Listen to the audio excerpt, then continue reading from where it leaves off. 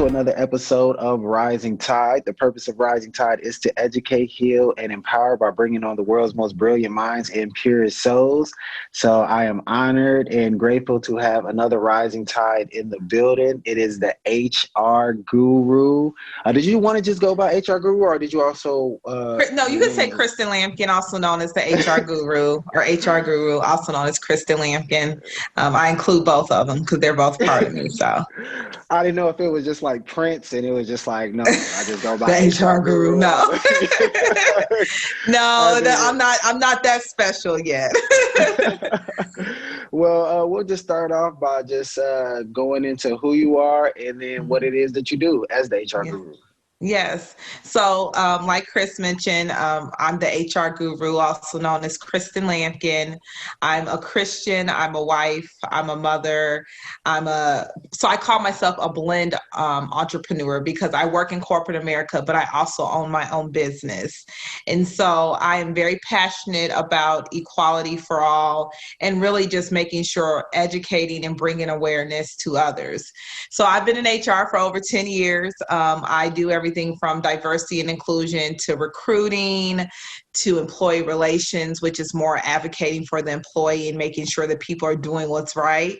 And then I also am very involved in the community. I'm very big on giving back and supporting the community. So that's Kristen. Like I said, I am a proud wife to an amazing man and a proud mother to an amazing son. And so I have really been using my voice lately to really discuss when it comes to racial justice and just diversity and inclusion. I work full-time at CAR Global as their diversity, equity, and inclusion program manager, where I get to do what I'm passionate about every day. So what are some of the things that you do being in diversity and inclusion? Mm-hmm.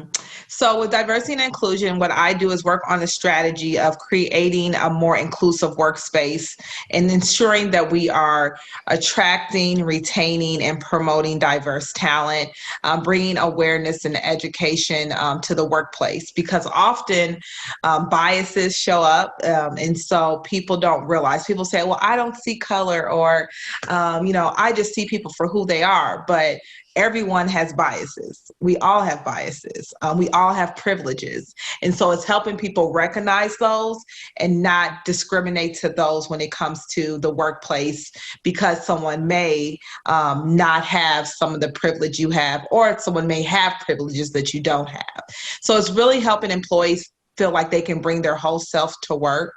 And that's really important. And I'll be honest with you, like this year with everything that's happened with George Floyd, Breonna Taylor, just to name those two, it's really awakened something in Kristen. And I'll talk about this later, but I have a podcast where I discuss it even further. I've been featured on a lot of virtual meetings, and people have had me featured in talking about diversity and inclusion, LinkedIn and resume. And, I just really feel like that for me, I'm a person that brings education and awareness and want to make sure that I am a safe space for people to ask questions that maybe they don't feel comfortable with. And so I really want to do that to really make this world better. Because like Barack Obama said, be the change you want to see, right? And so that's what I strive to do daily, personally and professionally. What are some of those biases that tend to show up in your environment or in your experience via the workplace? Yes. So one of the things I often challenge leaders on is that people often hire people that they like or that are similar to them, right? People often hang around people that they like that are similar to them. And so I always try to stress the importance of diversity of thought, gender, race in a workspace, because you don't want the same person bringing the same ideas, because A, you're missing out on making your product connect with the audience maybe you're not thinking about, or maybe you're not connecting with the audience because you don't have representation of that audience in your workplace, right? An example is their BP, for instance. Before, you used to not be able to pay at the pump. And they actually did a focus group, and they noticed that women weren't paying at the pump. And they were like, why aren't you paying? Why are you not going inside, and why are you not getting gas? I don't see you guys getting gas as often. They were like, well, I have my kids in the car. I can't just leave them in the car and then go in and pay. And so that's why we're now able to pay at the pump, because a woman who wasn't even working for BP shared her story and her journey. So that's why it's important to have those diversity of thoughts, because normally there were men making those decisions. In most organizations, you see white males making decisions for organizations. But if you don't have that diversity of thought, opinion, race, and gender, you're going to miss out on a lot. And even How do you handle conflict with diversity of thought? Because a lot of times the reason why we gravitate towards people who have similar mindsets or similar characteristics is because it minimizes conflict. So when you bring in people with different philosophies or different backgrounds, how do you manage or minimize or resolve the conflicts?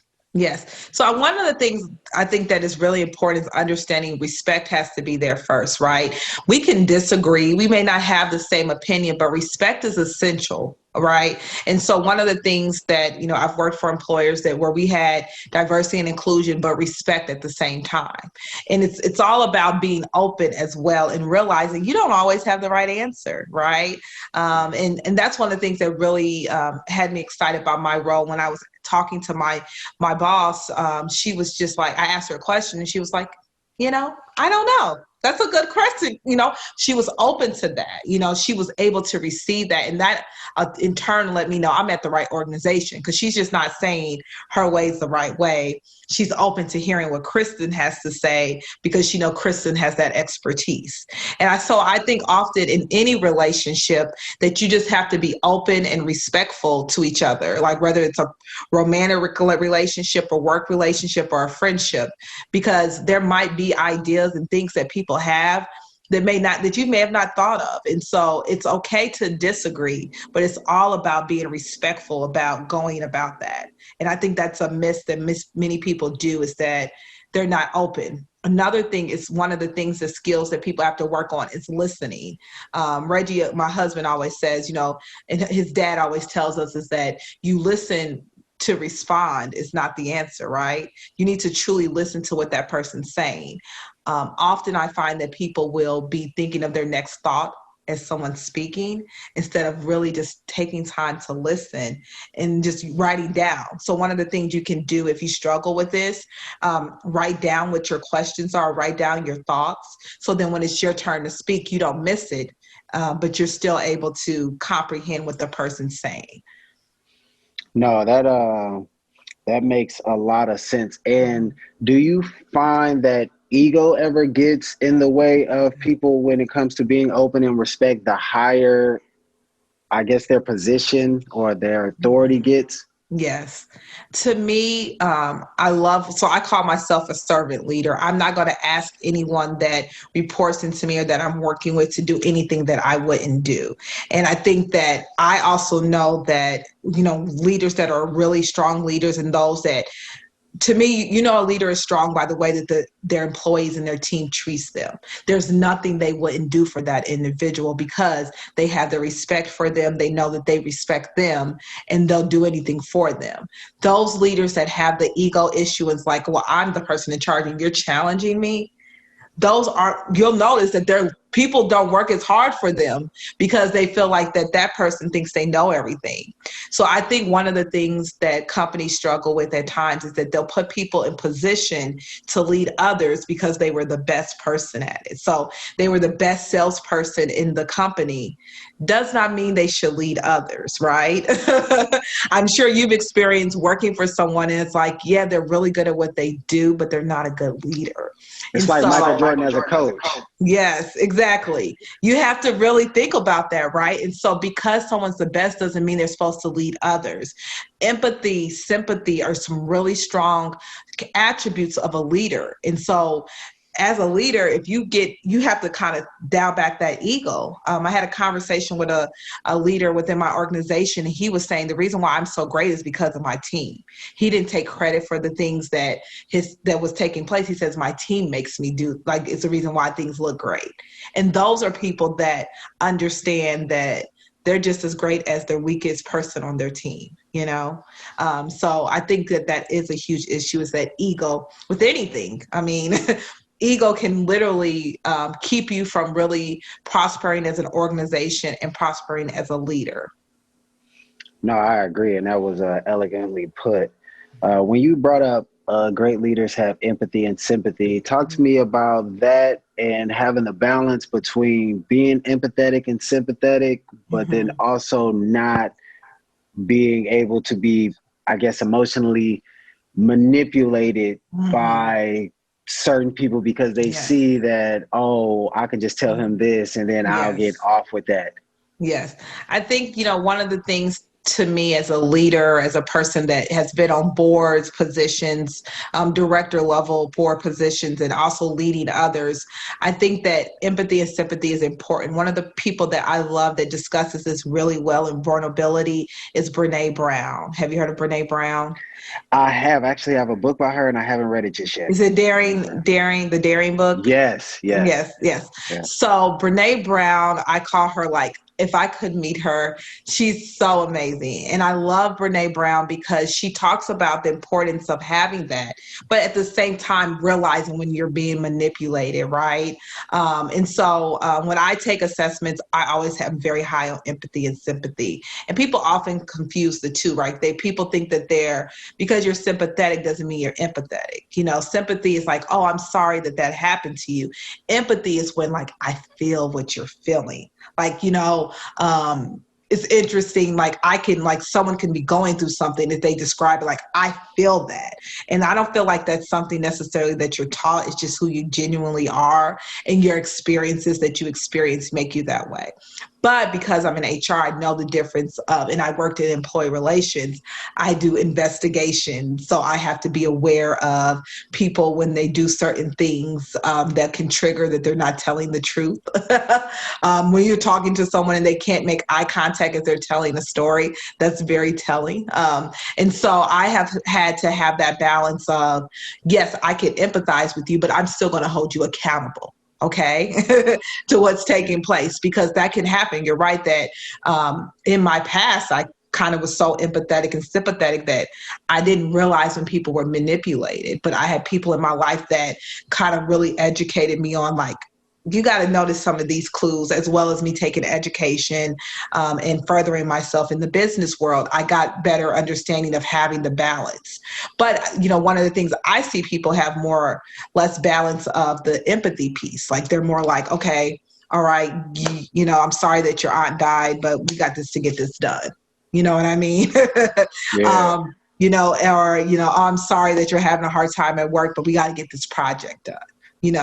And there's a way to kind of say, okay, well, I know we have to get this done. Do you need help? Right? I understand you have a lot on your plate right now. You're going through a lot. Do you need help? Because A, you may be assuming because they're going through this that they can't do the work, which is not good necessarily. Or B, you're not offering them the support. So as a leader, that's one way you can go about it is, hey, do you need more help with this? And then if they say no, then that means they're okay. They may be processing what they're going through and work is keeping them afloat. So in your experience, do they have, or what systems have you seen companies put in place for when an employee is undergoing some type of deep emotional trauma like grief, they just lost somebody, or maybe going through a divorce or something that's going along that's very traumatic? Is there any resources in play to kind of help with that person's mental being, or do they just give a person a little bit of time off and just say, come back to work productive, and if you're not productive, then we penalize you? Well, most organizations offer EAP, which is Employee Assistance Program, which is free counseling sessions. I've not worked for an organization or known an organization that didn't offer it. And so what happens is when I was in HR directly supporting leaders, when a leader would come to me and say like, I know they're going through these things and their work's not being that productive. And I'll say, did you let them know that we can't make them go, but you can say, do you know we have this as a resource? A lot of people don't know that. I've told friends about it because they're like, I'm going through this, like, have you thought about seeking EAP where you'll get a free counselor and then you'll end up getting a discounted rate through your insurance? So that's one way organizations go about doing that. instead of just saying like, well, you're not doing well. They'll also those that partner with their HR business partners will kind of work on a strategy maybe to help that person maneuver through what they're going through. Or maybe that, maybe they're a high performer and, but they recently just lost their husband. So it's kind of really impacting them in a way, of course, like most people. So they may think about a way to help them temporarily. Like, do they need to get support in terms of work, like load, like maybe there's somebody that can help them a little as they go through this time, or maybe they need to take a leave of absence from work because of, the trauma that they're experiencing. So there is benefits that organizations offer. And, honestly, right now, that's one thing that I've really was charging organizations with is having more resources available for employees, because we're dealing with a double pandemic, especially as Black people. We're dealing with racial injustice and we're dealing with COVID. And that's a lot. There are parents, not just mothers, but parents that are at home with their children navigating working as well as virtual learning, which means making sure their child is doing what they need to do, or they don't have childcare at all. So it's a lot, I know Logan was home with me from March to July, and it was a lot. I felt like I was on 24 hours because I'm navigating him, and then I'm going to have to be up sometimes at night later to do the work that I need to do. So those are resources, employee assistance program, there's leaves people can take. And so there are resources that a lot of organizations are offering, and offering more now because of everything that's going on in the world and the way that it's impacting our workforce. Do you feel that people are, and particularly within the Black community, apprehensive to take advantage of those assistants and be more like, oh, I'm just going to deal with it, or I'm just going to just try to just act like I'm not? Do Black people tend to take advantage of those programs that's available, or do they just try to keep it inside and tend to self-destruct? I think that is definitely something that the Black community experiences, but I'll tell you that I would say in the last year, there's been a shift. And I think because people are normalizing the conversation about counseling, therapy, and the importance of it. Like I think about Instagram, there's more people sharing, like, I go to counseling, or, this is my experience. This is how I navigate through stress. It's through counseling. And I'm seeing more males talk about it too. I think about T.I. and Tiny's show. There was an episode where LaToya Luckett's husband and her were having conflict, and Toya Johnson's boyfriend was telling him, bro, like, started going to counseling like 2 years ago because I was dealing with stuff. And then was good to see that on TV, because often you don't see that in the Black community. And it was like, it channeled a lot of dialogue about, men, Black men in particular, in counseling. And so I think that it is not where it needs to be, but I think that we are making waves. And I think that the more people are vulnerable and share that they are seeking counseling, it will kind of help us move further in that area. But it is something that most people, like, you just pray about it. And yes, you pray about it, but God gives us resources to help us, which are counselors. Yes, because faith without works is dead. Is dead. So, say that again.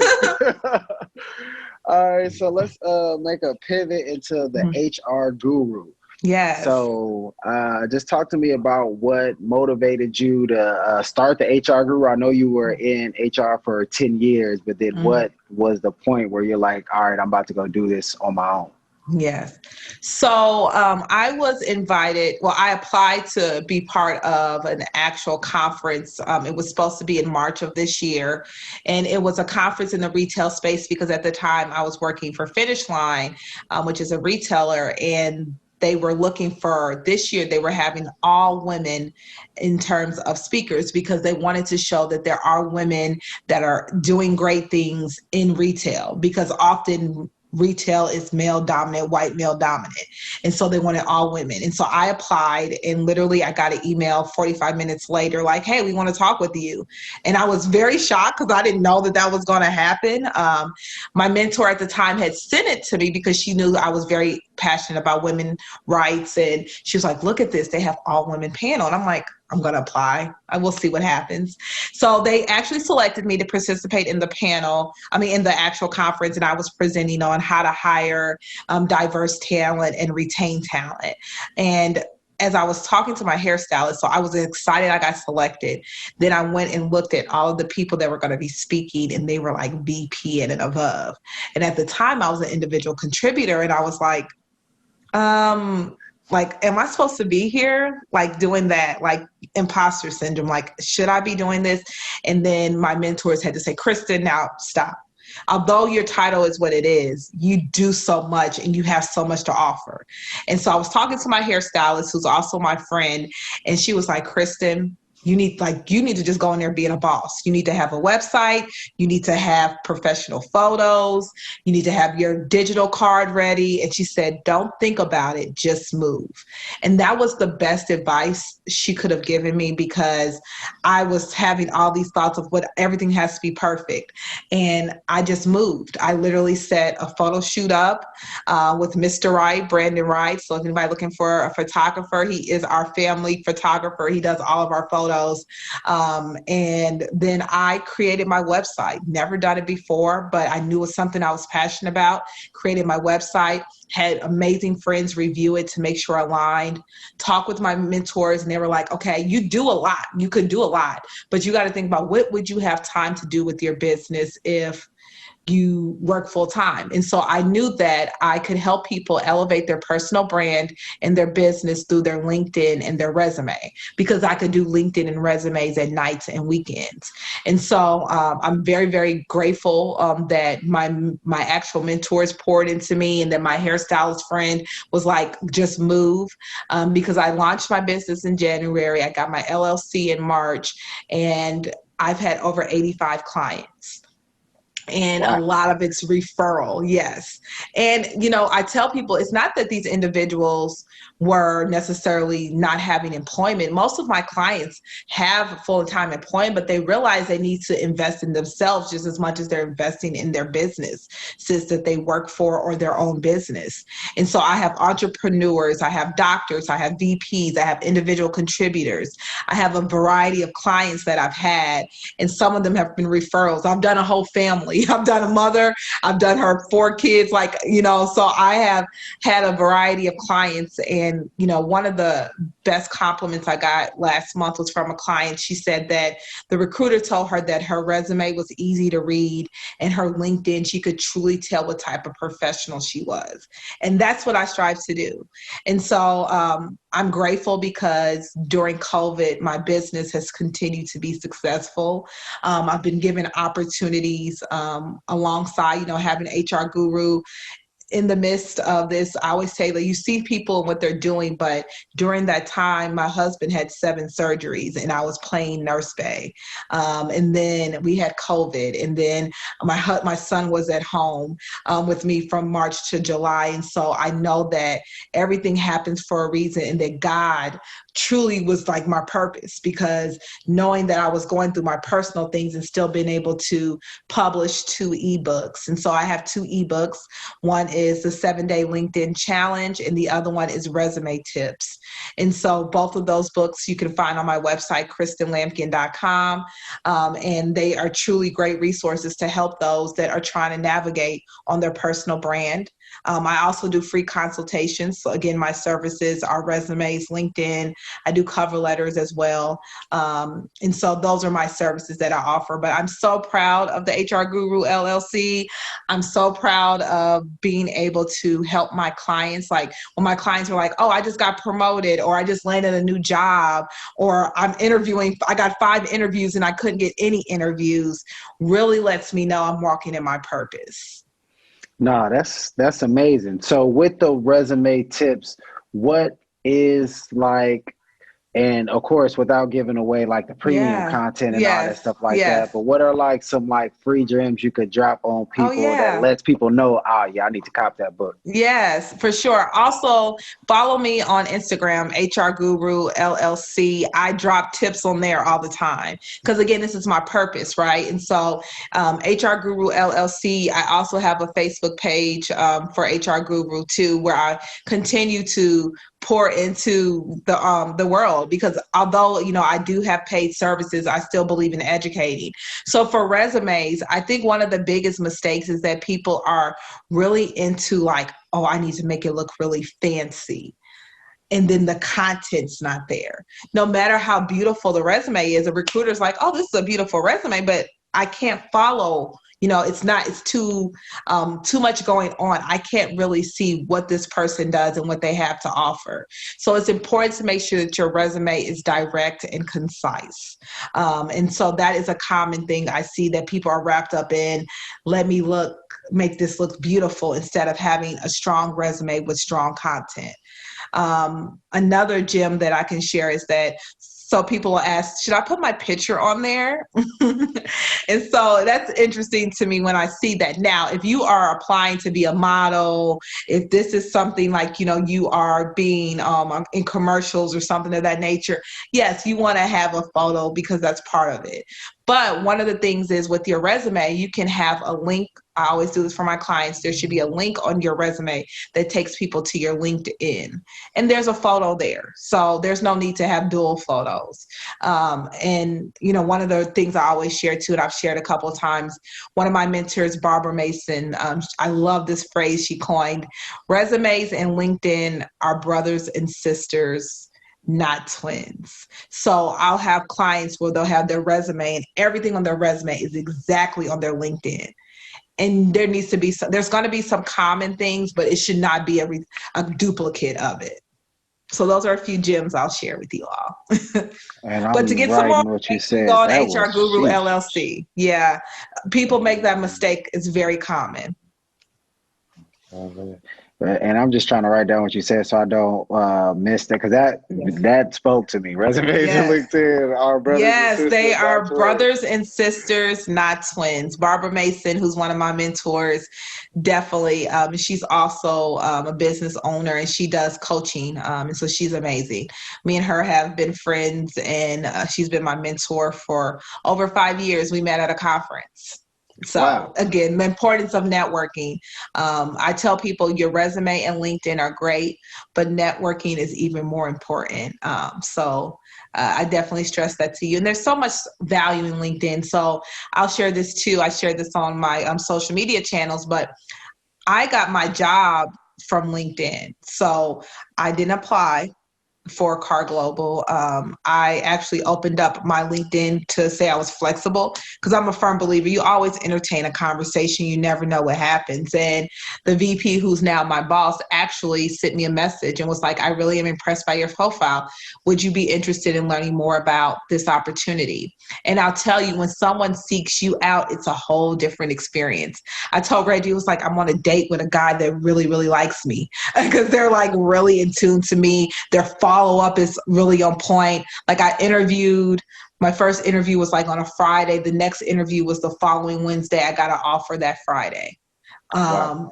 So again, if your LinkedIn really reflects who you are, because in my previous title, my title was a senior talent partner. It wasn't diversity and inclusion as my title, although I had experience in that, but my LinkedIn truly spoke to my experience in the diversity, equity, and inclusion world. And so that's how I was able to land a position that only focuses on that. So then again, that's why I tell people, that's why my clients are like, they look at their profile and their resume and they're like, wow, this is like great, Kristen. You're really like, you have taken what I've shared with you and the experiences and really kind of made it so that you can truly see what I've accomplished. One of the biggest mistakes I see is that people will take their job description and only put that on their resume and LinkedIn, and not put what they've accomplished. Okay, this is what this job does, but what did you do? Did you implement a process? Did you reinvent? Did you enhance? Did you develop? Like, what did you do in your role to impact the organization? So that's another gem I'll share. So what do you what are your fees for like revamping somebody's LinkedIn? Yes. So I charge a flat fee normally of $175 for LinkedIn. And I know I'm on the lower end. But I'm sharing this with you all on the podcast. So this is an exclusive. Part of my process is that someone will go on my website or they'll send me a DM like, hey, I wanted to inquire about your services. So they'll send me a message. I'll set up a free consultation. During that consultation, I learn about your needs. I learn about what you're looking for, if it's currently you're just trying to make sure you just want to enhance it, or if you really want to look for a new opportunity. Those are two different ways I'm going to go about it. And then I do a bundle deal if somebody does multiple services. And so then we'll talk through that. Then I follow up, ask for you to send me your resume. I look at that, and then the resume is a cost. Basically, I charge between $150 to $250 depending on what that looks like. Some people it may be less than, because maybe it's just some small tweaks. And I always tell people this is my purpose. So I may look at a resume. For instance, I had a client, I did do her LinkedIn, but her resume, she just needed to do like 2 things. So I'm not going to charge her charge her at all for the resume, because really it doesn't need that much work. And I know I'm working in my purpose. I know that I'm going to continue to be blessed. So I'm not going to charge somebody for something that I really don't have to take time to do. And I just can tell them, hey, do these 2 things and you're good. So, that's kind of how I work. And so once they send me their resume, I follow up. I let them know a timeline of how, like when the timeline begins and when it ends. We'll communicate throughout that process. So I'll send them, hey, go check your LinkedIn out. Tell me if there's any things you want me to change or any dates that are incorrect.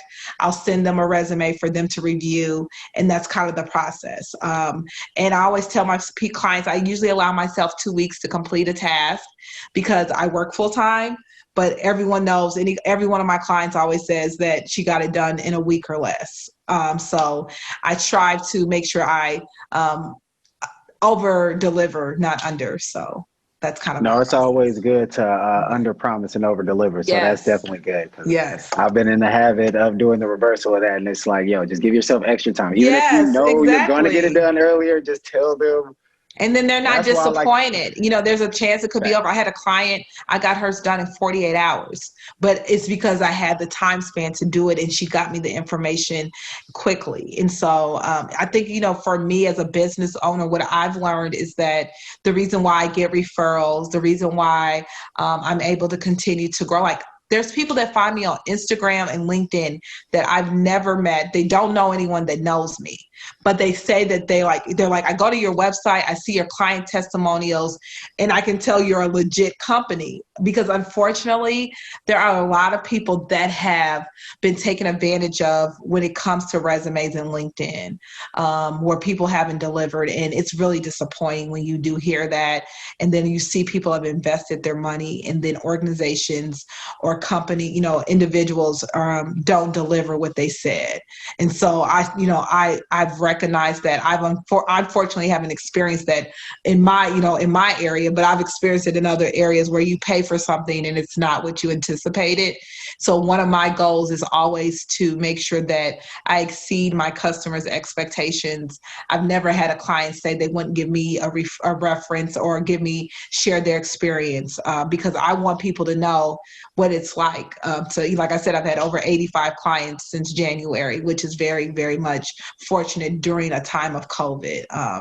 But again, I always tell people, you invest all your time in your company or in other people's company, your personal brand is essential. So your personal brand is you. And I tell people I audit my LinkedIn and my resume once a quarter, so that I'm making sure I have up-to-date information on there and that I am making sure I'm reflecting the most recent information. No, that's and actually I'm definitely interested in the LinkedIn part of it. Excuse me. No problem. I'm interested in the LinkedIn side of it because a lot of the recruitment that I do for Rising Tide, this podcast, granted, especially since it hasn't even dropped yet, is via LinkedIn. And although this is probably the 16th episode that I've recorded, I haven't put any out yet. So wow, you have that many? Chris, you are ahead. Let me tell you, me and my friend with my podcast, we literally record as we go. So you need to get it out there. We're gonna talk after this. I just like I'm gonna have to be your accountability partner. 16 episodes.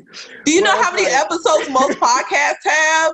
Like ready per season? In a week though. Like I've got all that in just like 1 week. It's probably like 8 days or whatever. But you see my eyes? They're like. But I just got the logo finished, so in the process, okay, I get it. You're building. I get it. Yeah, and then I just got some proprietary music that I had just bought for like my intro, my outro. Okay. I just got all that done, and then I sent it to the editor.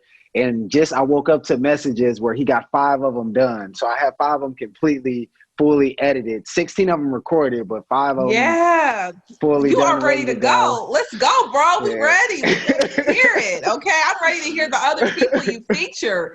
And man, it's like LinkedIn lets you get so many dope people, but sometimes it's like, although I'm good at getting people to respond, I know that I would have a greater conversion rate if my LinkedIn reflected just what I'm doing and all that other stuff like that. Because a lot of times, in my LinkedIn, I'm connected to a lot of like the CEO of American Airlines. Like, I'm just connected to a whole bunch of people, but sometimes those type of people just leave me on red because I guess when he goes to my page, and they always look at my page, and I don't get a response from certain people because I guess it just doesn't resonate for them.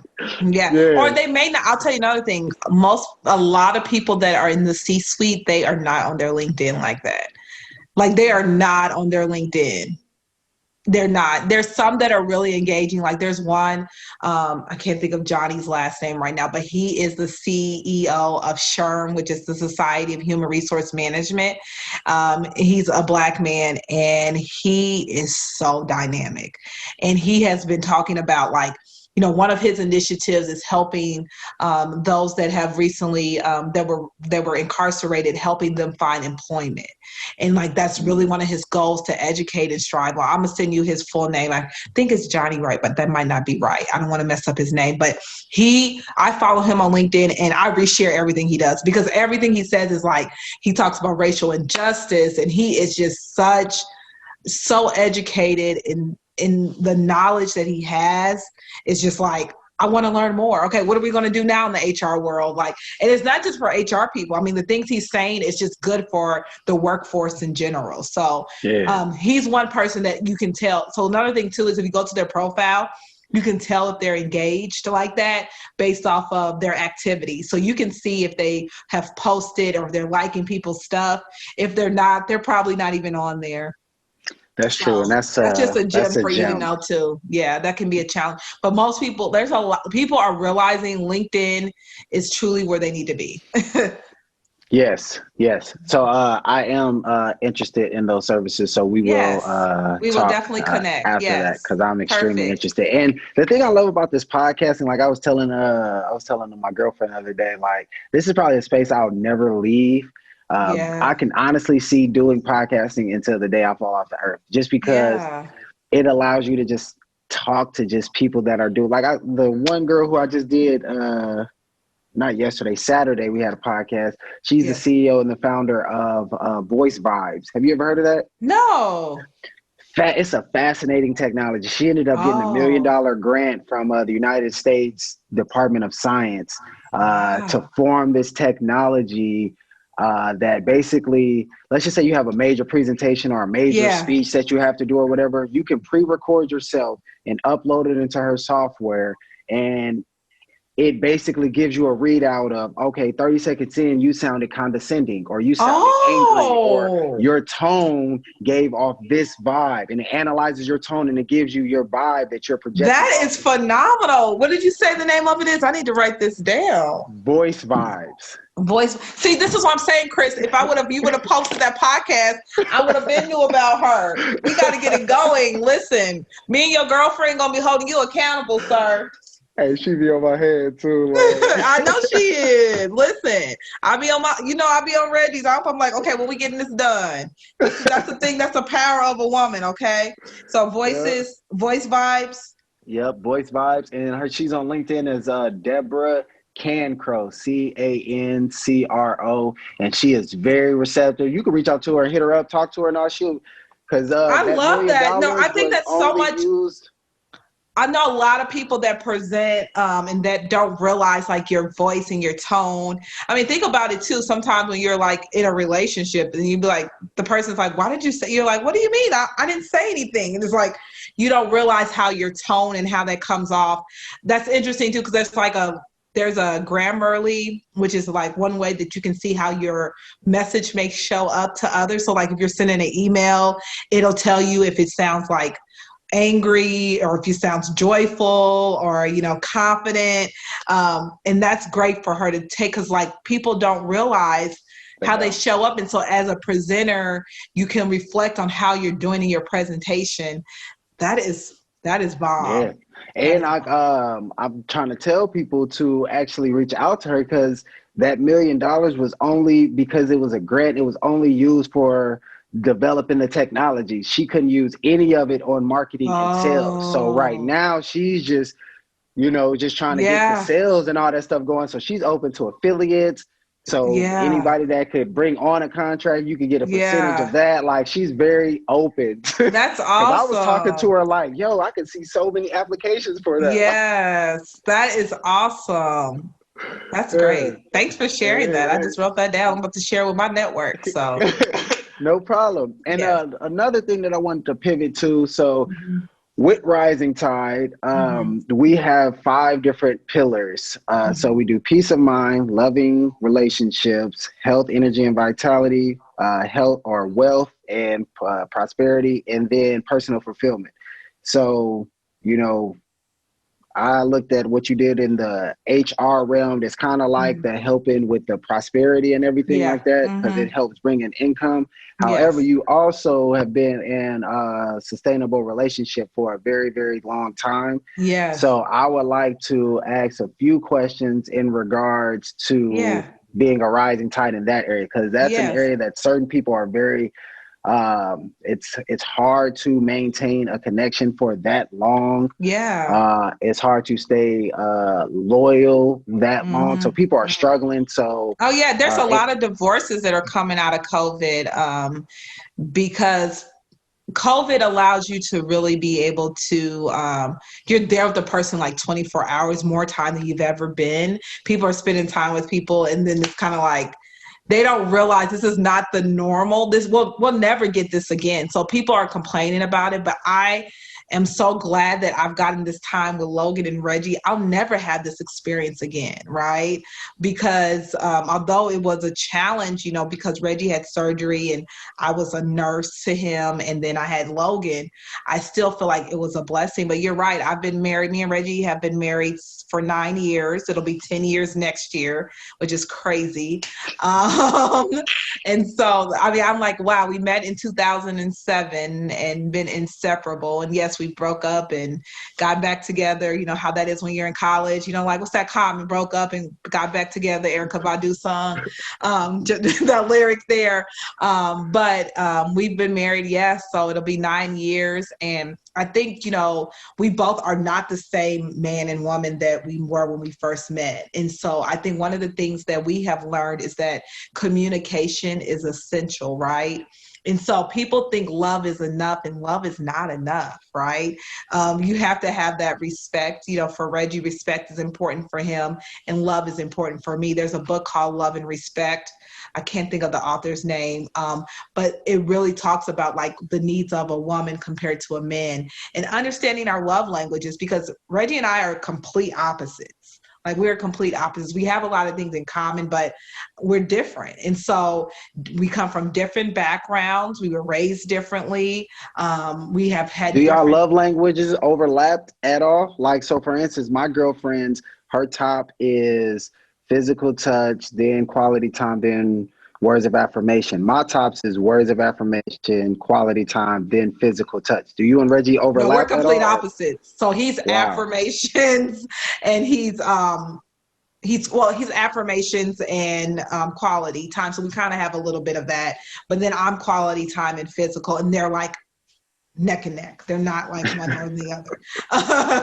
And so, I think that because we're opposites, that's what makes us kind of intrigued by each other, right? Because they say opposites attract.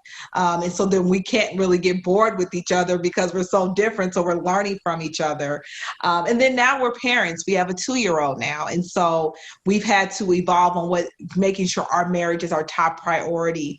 And we're very fortunate that we have those around us that encourage us, that pray for us, and that make sure that we, like my mom is like, okay, you guys need a date night. You haven't had a date night. Like she holds us accountable to having us time, because at the end of the day, one day Logan's going to turn 18. And if we only have an identity with him, what happens when he's gone? And I see that happen often in marriages, right? Where it's like, okay, the kids are gone. Single mothers. Yes. It's like, what do you do once your child's done and gone, because that's all you've known? And so, that's something that's really important for us. And again, like I said, no marriage is perfect. No one's perfect. But I think it's like, different experiences in life can make you stronger or make you go through things. And even as a person, so we actually had a miscarriage at 5 months prior to Logan. That was London. That's our angel baby. And it was probably it was the hardest thing we both ever experienced, because you go to the doctor, we did early testing and everything seemed fine. And our life was completely shifted. We thought we were about to be parents. I remember the last photo I posted of me being pregnant. We went to the state fair and, we were so excited for our baby girl. But God's plan was different. And she's still our angel and she still looks after us. But I think, going through that made us grow closer. How did y'all actually go through that? Because sometimes that may pull people apart. Yeah. So how did y'all come And I closer say it's God, like apart? nothing but God. For me to be able to move the way that I was able to move, because again, I was 5 months. So it was a different experience than most women that experience a miscarriage, things I had to experience physically and mentally. I say that God sent his angels around me. I mean, the staff at Community North, my doctor, the nurses, I remember the nurses were emailing me, I'm praying for you. God sent his angels and he wrapped his arms around us. And one of the things is the week when we lost London and everything happened, him and we didn't let anyone over. Everybody wanted to come over. People sent food and we appreciate that, but we leaned on each other. And so we didn't let outside forces, we leaned on each other and God.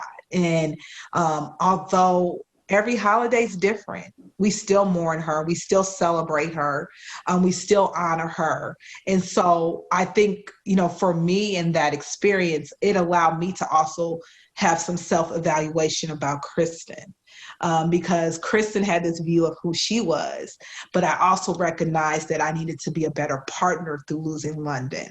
And it allowed me to really reflect. And I realized that everything you go through is not just for you, it's to also help others, right? And so there's so many women that I have had dialogue with, because I lost London in August. I got pregnant with Logan in November. So it was like a quick turnaround.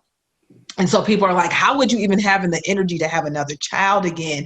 And I'll tell you too, one of the nurses that kind of helped us discover everything, doctors, she was one of my sorors, and I told her I'm expecting, and she looked me in my eyes and she said, Kristen, this is a new experience. You treat it like a new experience. You release any fears, any doubt, anything that you may have. And I did. And I was I wasn't nervous. I wasn't I need to make it past 20 weeks.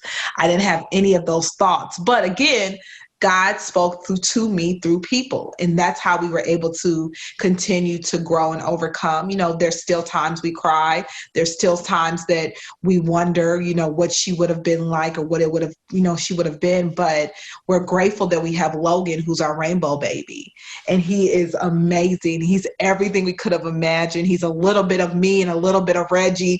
And so it's amazing to see him continue to grow. And so I share share that because I think that often you look at people and you never know their stories. We share it on social media, but no one posts, like some people do, but most people don't post the negative things they go through or the trials and things they go through. But, one thing I've learned is that communication is essential. I cannot expect Reggie to know what I'm feeling, how I'm feeling. And if I harbor things, then it won't allow us to grow. And I'm not, for us, we have a marriage, but we're partners, we're life partners, right? And so in order to be, love is not enough. So we have to continue to set marriage goals for the years, like you do for your job.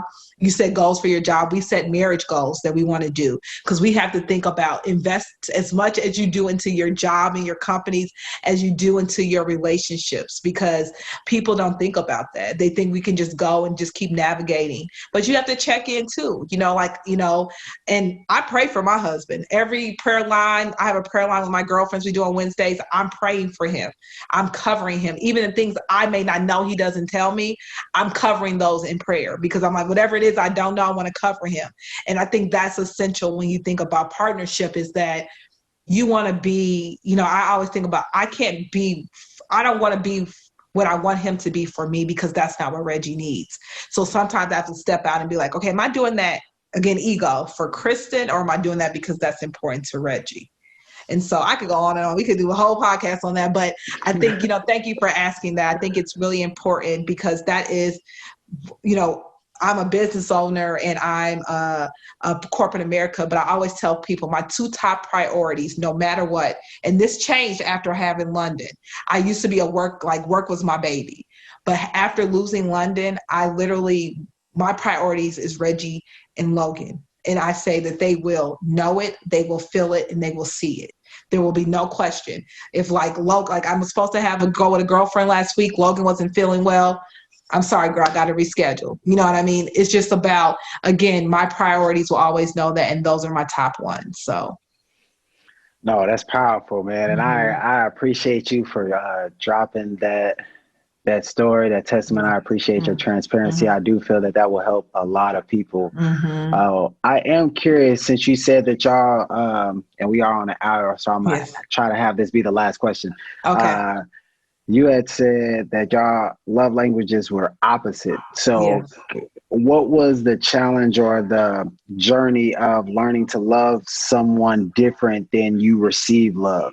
Yes, that was a challenge because Kristen was like, oh, I'm buying him a birthday card, you know what I mean? And but he don't care about a card, you know what I mean? Or I'm planning like, oh, let's go do this for your birthday. Reggie's a chill homebody. He's like, I don't want to go do that. But he may wake up on his birthday and be like, okay, I do want to go do something. But I had to learn that those were things that were important to Kristen, like a quality time and like affection is so important to me. But at the same time, like, I have a little bit of affirmation, but that wasn't what Reggie needed, right? And so I had to step back. And so again, going back and saying, am I doing this because it's important to Kristen, or am I doing this because it's important to Reggie? And often we try to love people how we want to be loved, and that's a big mistake we make. And I had to learn that. I would say, my first 2 years of our marriage, I didn't do that well. And so it was like, that's something that takes patience. And even being honest, and him saying, if I do something like, babe, well, I appreciate that, but that's not something I really want. That's hard for people to say, right? It's hard to tell somebody to do something thoughtful and it's not really something you want. But I'd rather have that transparency so that I don't do it again. Because then I'll be doing it every birthday. Oh, he loved this. Let me do this again. And that's not what he wants. And so I think that the big mistake we do is we try to love people how we want to be loved instead of loving them how they want to be loved. And so it was a journey that we continue to work on because it may change, right? And I think one thing we do is check in with each other like, hey, like he'll ask me, he'll say, hey, babe, am I being what you need right now? You know what I mean? Am I giving you what you need right now? Because sometimes we assume that we are because we're just moving through our days. And there may be times to be like, well, no, you know what? You could be, I'm ready for another date night. I wanted some us time. Or, I really would have appreciated if you did this more, and vice versa. He does it for me. And that's something we've had to learn and we continue to nourish and do, because human nature is to do what you want. And so you have to step out of that because that's not something that we consciously do.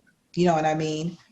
So I think that's something we've had to learn to do over time, is really stepping back and taking ourselves out of it and thinking about each other and not what we want.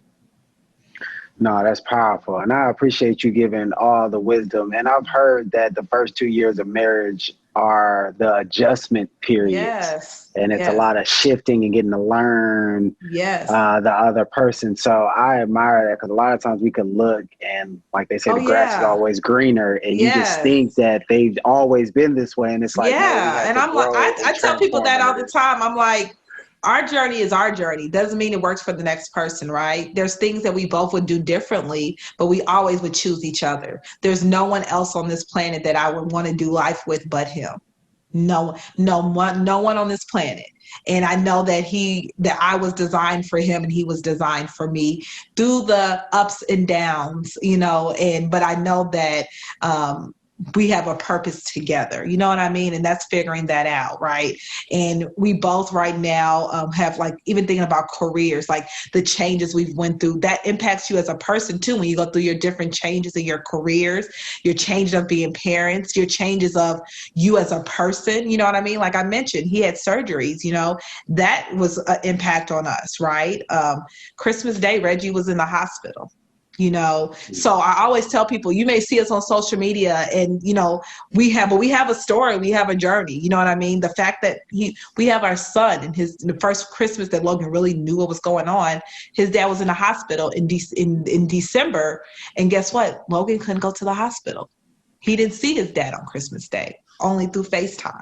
So I always tell people, treat people the way that you want them to be treated. You want to like they want to be treated, and cherish the moments. I lost my dad. That's a whole nother. We can do another podcast on that, at the age of 10. So I'm not easily angered. I don't go to bed mad. And so I always tell people, you cherish the moments, because you never know. People think we're guaranteed a moment, a second, and a day, and we're not. So love like you've never loved before. And I want to encourage everyone also to go vote, because we are in a time right now that voting is essential, and we need you all to vote. And it's so important. And I just appreciate you, Chris, for having me on today and just having this dialogue. I'm excited to hear these other amazing individuals you have on here. Continue to walk in your purpose, continue to really be the change that you want to see. And so I really am proud of what you're doing. And this is very exciting. No problem. Just throw your social media handles out again, and your website out again. Yes. So it's HR Guru LLC. And then also my website's KristenLampkin.com. All righty. And I'm going to put a link in the description of the video and audio once this actually posts. So y'all will have a direct link to her. So again, the HR Guru is in the building. I definitely appreciate you coming on The Rising Tide.